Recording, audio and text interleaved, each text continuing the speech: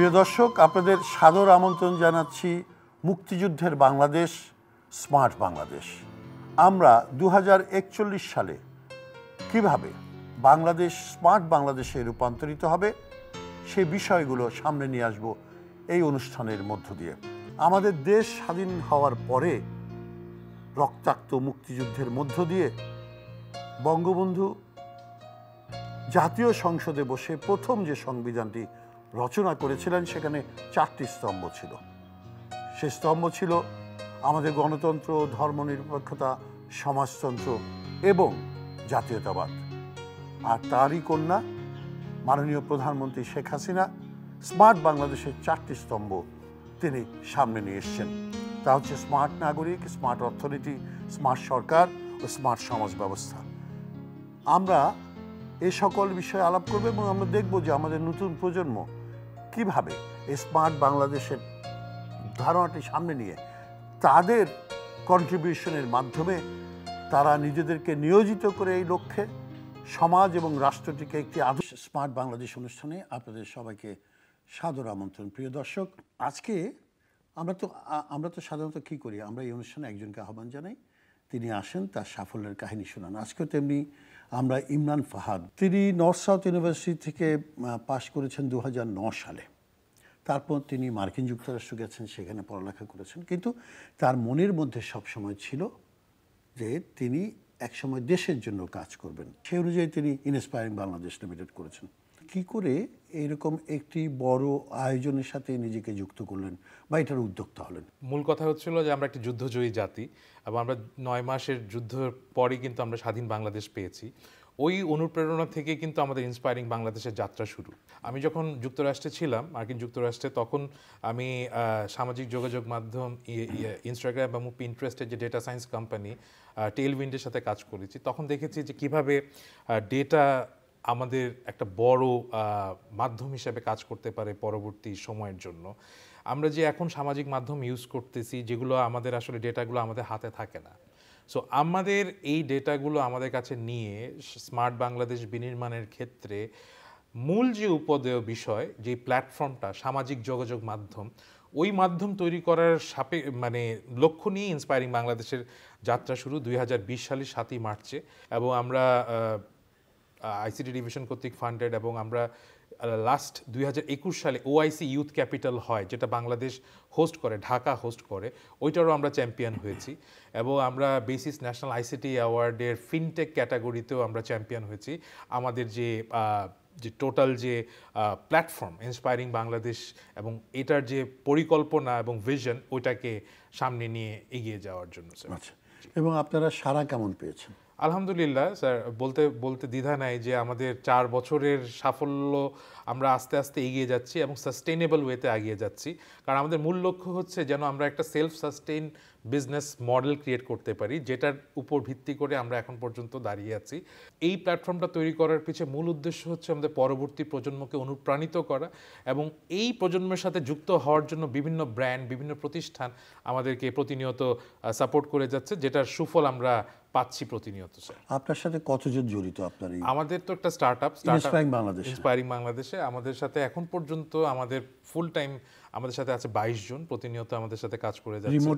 রিমোটও কাজ করছে। তাদের এখানে যে উদ্যোক্তারা নানাভাবে যুক্ত হচ্ছে, তাদের মধ্যে নারী উদ্যোক্তা আছে বা আপনার সাথে নারী কর্মী আছে? হ্যাঁ, আমাদের কো-ফাউন্ডার একজন নারী, যে আমাদের সাথে কো-ফাউন্ড করেছেন, আমাদের চেয়ারম্যান। সো আমাদের নারী উদ্যোক্তা এবং নারী যে আমাদের মেম্বার্স, তাদের সংখ্যাও কিন্তু 25%। জেনে খুশি হবেন, আরেকটা সিম্পল আমি যদি একটা তথ্য দিই, কিছুদিন আগে আমরা একটা রান করেছি হাতিরঝিলে, ইন্ডিপেন্ডেন্স রান, যেটাতে আমাদের 35%-এর উপর নারী পার্টিসিপেন্টস ছিল। এবং এই জিনিসটা কিন্তু আমাদেরকে চরমভাবে অনুপ্রাণিত করেছে, যেন তারা প্রতিনিয়ত আমাদের সাথে যুক্ত হয় এবং যুক্ততার মাধ্যমে আমাদের যে এই পজিটিভিটি বা ইন্সপায়ারেশন, এটা যেন ছড়িয়ে দিতে পারে। আপনি তো এর পাশাপাশি ভিক্টরি চ্যালেঞ্জ করেন। জি, ভিক্টরি চ্যালেঞ্জ এবং ইন্ডিপেন্ডেন্স রান আমাদের দুইটা ফ্ল্যাগশিপ। আমাদের 26শে মার্চ এবং 16ই ডিসেম্বরের চেতনাকে সবার সাথে ছড়িয়ে দেওয়ার জন্যই কিন্তু এই উদ্যোগটা। এবং স্যার, আপনি জানেন যে মেন্টাল হেলথের প্রয়োজনীয়তা এখন খুব ইম্পর্টেন্ট। এবং আমাদের দেশে ঢাকায় আমাদের যে বিনোদনের মাধ্যমগুলো হয়ে গেছে খুব সীমিত। মনে করেন আপনি রেস্টুরেন্টে যাচ্ছেন, কফি খাচ্ছেন, বের হয়ে যাচ্ছেন। আমরা যে জিনিসটা করি, সবাইকে একটা উপলক্ষ ক্রিয়েট করে দিই একটা জায়গায় মিলিতভাবে একটা জিনিস সেলিব্রেট করার জন্য। এই 10ই মে আমরা higher independence inspiring Bangladesh independence run করেছি, যেটাতে আমাদের প্রায় 2000-এর অধিক মানুষ হাতিরঝিলে পার্টিসিপেট করে এবং তারা কিন্তু 7.5 কিলোমিটার একটা দৌড় প্রতিযোগিতা পার্টিসিপেট করে। আমি একদিন দেখেছি এবং মা ছেলে, বউ শাশুড়ি, ভাই বোন, বাচ্চা বাচ্চা তারা সবাই পার্টিসিপেট করে এবং এই জিনিসটা খুবই আমাদের জন্য ইন্সপায়ারিং। আপনি কি মনে করেন যে 2041-এর মধ্যে আমরা যেভাবে এগোচ্ছি এবং আমাদের ফ্যাসিলিটি যেভাবে সরকার কর্তৃক উন্নয়নের জায়গায় আছে, সেই ধারাবাহিকতায় 2041-এ আমরা স্মার্ট বাংলাদেশ সে সাক্ষাৎ পাবো?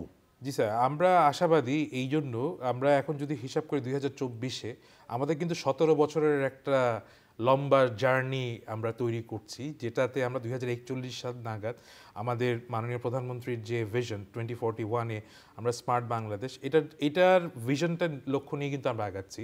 এবং আমাদের সরকারের দেওয়া বিভিন্ন ধরনের সুযোগ সুবিধা কিন্তু তরুণদের জন্য অ্যাভেলেবেল আছে, যেটার সাক্ষী আমরা নিজেরাই।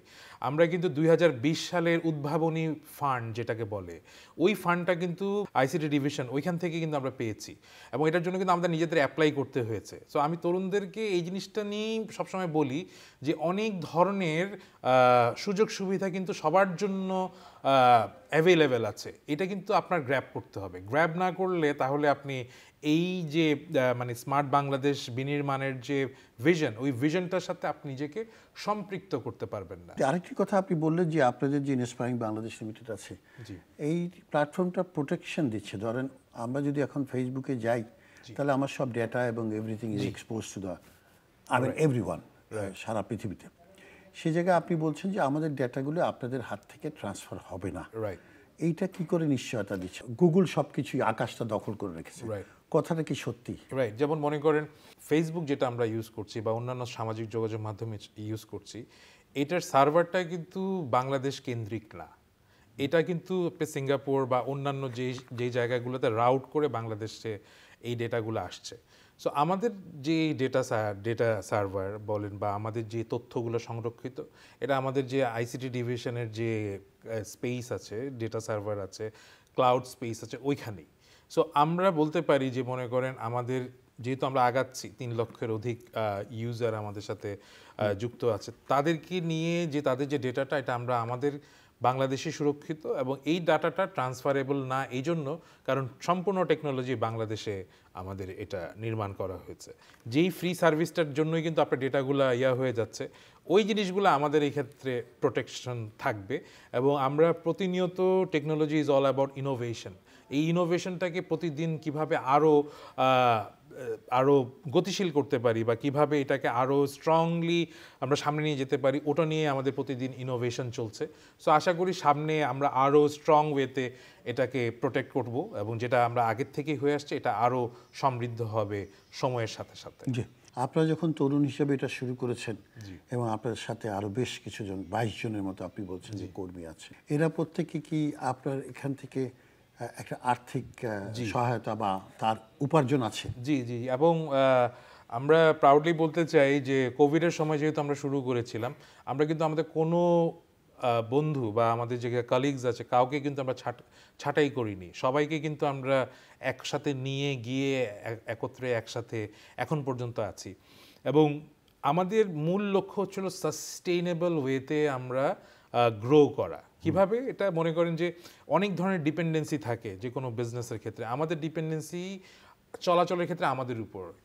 আমরা এটার ক্ষেত্রে আমাদের নিজস্ব অ্যাড নেটওয়ার্ক, আমাদের নিজস্ব পার্টনার নেটওয়ার্ক, নিজস্ব অ্যাফিলিয়েট যে নেটওয়ার্কগুলো আছে, এই নেটওয়ার্কগুলোকে স্ট্রং করেছি এবং করার জন্যই আমরা আগাচ্ছি। এই জন্যই এই ধরনের অ্যাক্টিভিটিগুলোকে আমরা প্রায়োরিটি দিচ্ছি।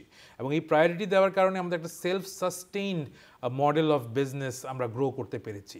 এবং প্রতিদিন আমরা দেখছি এটার একটা সুফল, যেখানে আমাদের বাইরে থেকে বিভিন্ন ধরনের পার্টনার্সরা আমাদের সাথে যুক্ত হওয়ার জন্য রিকোয়েস্ট করছে, এবং আমরা এটা সামনে আরও প্রপার ওয়েতে নিয়ে যাচ্ছি। এবং আপনি জেনে খুশি হবেন যে এই জিনিসটাকে আমরা মূল ফোকাস করছি, যেহেতু আমরা একটা সোশ্যাল ফিনটেক নেটওয়ার্ক, আমরা নিজস্ব পয়েন্টসের মাধ্যমে মনিটাইজ করার চেষ্টা করছি, যেটা হবে হচ্ছিল পরবর্তীতে সেন্ট্রাল ব্যাংক ডিজিটাল কারেন্সি নামে যে আমাদের যে মডিউলটা হবে, ওই ব্যবস্থার সাথে আমরা নিজেকে কমপ্লিমেন্ট করতে পারবো। আমি অত আপনার এখানে একটা মেম্বারশিপ নিলাম, জয়েন করলাম, অ্যাবসলিউটলি ফ্রি, এটা ফ্রি, জি, you don't charge anything, right, okay. আমি বেনিফিটেড হব কি করে? আচ্ছা, আমরা এখানে একটা পয়েন্ট সিস্টেম করেছি। Point system. যেমন মনে করেন আমরা প্রতিনিয়ত ফেসবুকে 1 ঘন্টা, 1.5 ঘন্টা, 2 ঘন্টা ইউজ করি, বা প্রতিদিন দেখা যায় যে 10-15 ঘন্টা অনেকে ইউজ করে।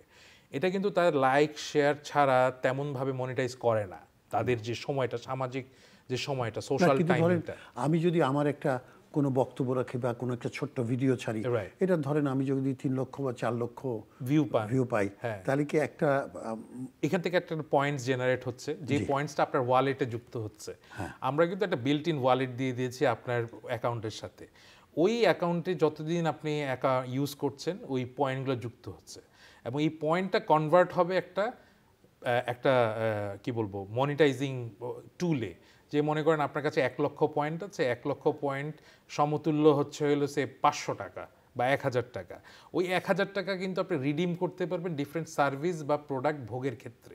আপনি ওই টাকাটা পাবেন না, বাট আপনি ওই ধরনের ওই সমতুল্য পরিমাণ সার্ভিস বা ডিসকাউন্ট বিভিন্ন জায়গা থেকে এটা আপনি অ্যাভেল করতে পারবেন থ্রু দিস। সেটা কি আমাদের তরুণ সমাজ বা আপনার যে মেম্বার আছে তারা গ্রহণ করছে? জি, করছে। এবং আমরা যেটা বললাম, আমাদের এই পয়েন্ট সিস্টেমটা আমরা শুরু করেছি একটা টেস্ট প্রজেক্টে, এবং অভূতপূর্ব সাফল্য। এবং মনে করেন কিভাবে পার্টনার্সরা আপনার সাথে কানেক্ট হয় থ্রু দিস, তারাও চায় যে তাদের প্রোডাক্টের প্রমোশনটা হোক, আমরাও চাই যে আমাদের এই পয়েন্টটার একটা গতিশীল ব্যবস্থার দ্বারা যুক্ত হয়ে যেন তারা এটার সাফল্যটা, সুফলটা পায়। সো দেখা যাচ্ছে যে একটা উইন উইন প্রপোজিশন ক্রিয়েট হয়ে যাচ্ছে। সো এটা মানে প্রতিনিয়ত এটা গ্রো করবে, প্রতিনিয়ত আপনার এই ব্যবস্থাটা আরও স্ট্রংলি যাবে, এবং দেখা যাবে যে মানুষ যারা আমাদের সাথে যুক্ত হচ্ছে প্রতিনিয়ত, যেহেতু এটা একটা গ্রোয়িং প্ল্যাটফর্ম, তারা উপকৃত হবে।